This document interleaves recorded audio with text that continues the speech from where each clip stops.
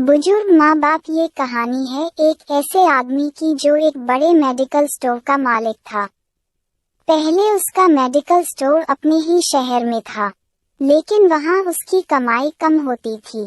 फिर उसके दोस्त ने उसे सलाह दी कि वह अपना मेडिकल स्टोर दूसरे शहर में सेटल करे, वहाँ उसकी अच्छी कमाई होगी। पहले तो उसने ऐसा करने से मना कर दिया क्योंकि उसके माता पिता भी बुजुर्ग हो चुके थे। उनकी देखभाल कौन करेगा। लेकिन बाद में उसने अपना मेडिकल स्टोर अपने शहर से दूर दूसरे शहर में सेटल कर लिया।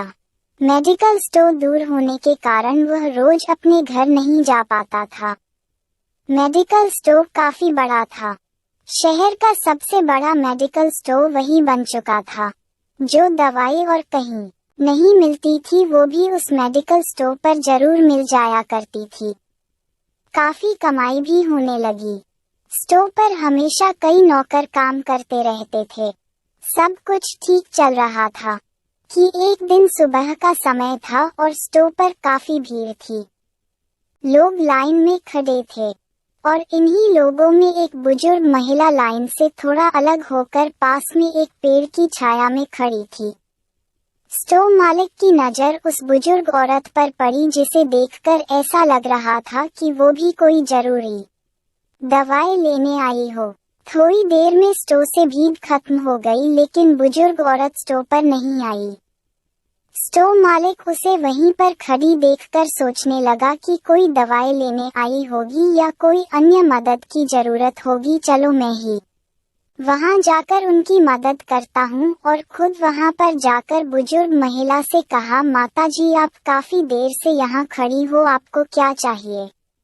ये सुनकर बुजुर्ग औरत बोली कि मैं दवाई लेने आई थी, लेकिन मैं भूल गई कि कौन सी दवाई लेनी है।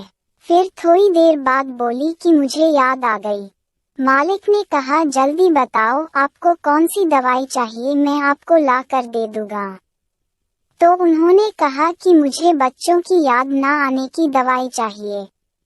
ये कहते हुए बुजुर्ग महिला की आंखों से आंसू आ गए और वहां से चल दी।